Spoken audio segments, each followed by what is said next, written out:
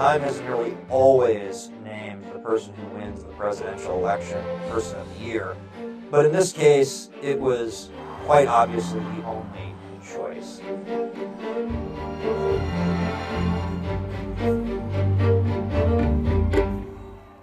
I am Eric Cortellessa. I'm a national political correspondent at Time Magazine, and I spent the last year covering Donald Trump's campaign for the White House. Donald Trump has singularly reshaped American politics and has transformed this country through his force of will, his ability to surmount obstacles that nobody thought he could, and for what he has revealed about the desires of the American electorate. I traveled to Mar-a-Lago and spent some time with President Trump, and one thing you really can feel sitting in the room with Trump is a sense of vindication. Donald Trump started this year with unprecedented legal challenges, facing indictments in 4 separate venues on charges ranging from falsifying business records to willingly mishandling classified information and refusing to give it back to the government, and conspiring to overturn the 2020 election. A president has to have immunity. And the other thing is I did nothing wrong. We did nothing wrong. He wants to restore the imperial presidency, as Arthur Schlesinger once called it. This means he wants to have as much executive power as he can to implement his agenda. So first, Donald Trump steamrolls the primary. Donald Trump wrapped up the contested primary faster than any other candidate in American presidential history. Well, thank you very much. They call it Super Tuesday for a reason. This is a big one. One of the big bets that the Trump campaign made, as well as the Biden campaign, was to do a midsummer debate. Biden thought that because he was down in the polls, he could gain momentum and change the conversation by debating Donald Trump in June. Usually these debates are not held until the fall. That debate was obviously calamitous for Joe Biden. That then led to a panic among Democrats who tried to get him off the ballot. And as this is happening, Donald Trump survived an assassination attempt. I was at the rally that day, and I think, like most people, I thought it was fireworks until all of a sudden Trump fell to the ground and Secret Service agents jumped on top of him, and you began hearing people scream, "Get down, get down, get down," and you heard some more shots fired off until Donald Trump got up off the stage and defiantly pumped his fists in the air and said, "Fight, fight, fight." That became one of the most iconic moments in American presidential history, and certainly turbocharged his campaign to a point where he seemed at that moment to hold history in his hands. But everything changed just a few days later when Joe Biden dropped out of the race and roughly 20 minutes later endorsed Kamala Harris, who quickly consolidated Democratic support. What the Trump campaign did not want to let happen was for Kamala Harris to become the change candidate. And so they embarked on a very coordinated and strategic effort to tie her as much as they could to Joe Biden.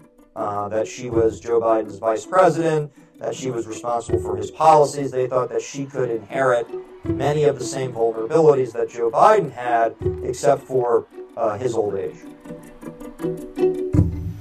It is now official. CNN projects that Donald Trump has been elected president. Donald Trump will be the 47th president. Donald Trump has won the presidency. I want to thank the American people for the extraordinary honor of being elected your 47th president and your 45th president. I think that one consistent theme throughout our conversations this year is that Donald Trump intends to go into the White House in January and concentrate the powers of government as much as he can inside the office of the presidency.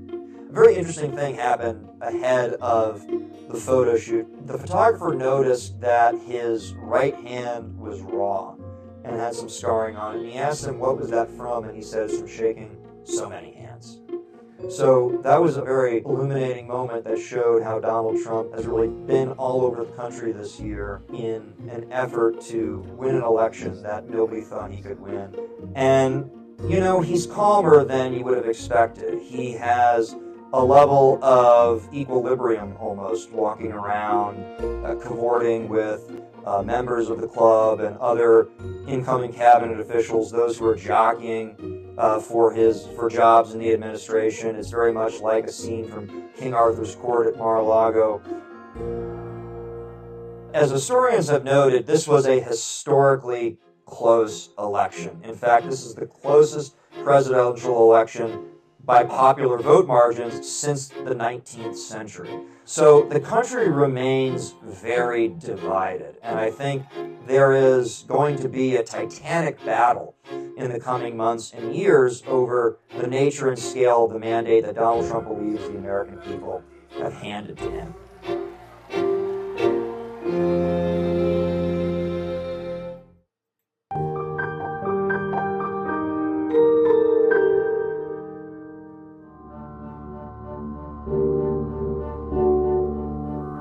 Every year we choose the person of the year, who is the individual who has had the most influence on events, for better or worse.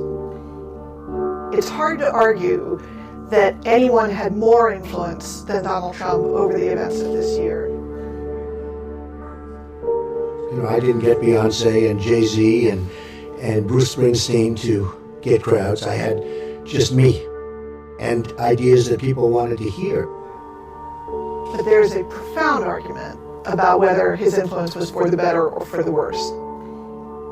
And that really is the challenge that faces him. The country came through this election season more divided, conspicuously, publicly, than at any time through any election cycle that most of us can remember.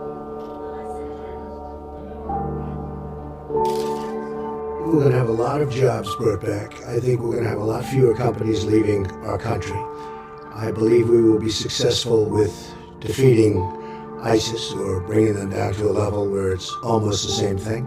And I hope I'm judged from the time of the election as opposed to from January 20th, because the stock market has had a tremendous bounce and people are seeing very good things for business in this country. One of the things that was remarkable in going to see him, to interview him, is to be in that penthouse, which is the most ostentatious imaginable, marble and mirrors and gold, and see him in the suit and the diamond cufflinks. There's a kind of dissonance that we pressed him about. How is it that the billionaire is the tribune of the working man? He said he thought that it had to do with that he wasn't a phony, that there have certainly been wealthy politicians before who in some cases would bend over backwards to make themselves appear like the common man, or do anything that they could, eating a corn dog at the Iowa State Fair and wearing a flannel shirt in New Hampshire. I think he had a very strong instinct that his wealth and the flamboyant display of his wealth was not a liability, that it was actually an asset. Donald Trump is very comfortable sitting down and answering questions, although he very frequently does not remotely answer the question that you asked. In one sense, it feels very undisciplined. In another sense, maybe it's very disciplined in that he knows what he will and will not talk about and is unabashed in completely changing the subject. Do you feel changed by your election? And how do you think, if I play this tape back in 4 or 8 years, the office will have changed you? Well, it's a very humbling experience, I can tell you, as somebody that loves this country. It's a very large country, but it's also a even more powerful country than the numbers, because if you look at China and India, and you have others with more people, but when you look at what we do in this country, it's the most incredible place on earth.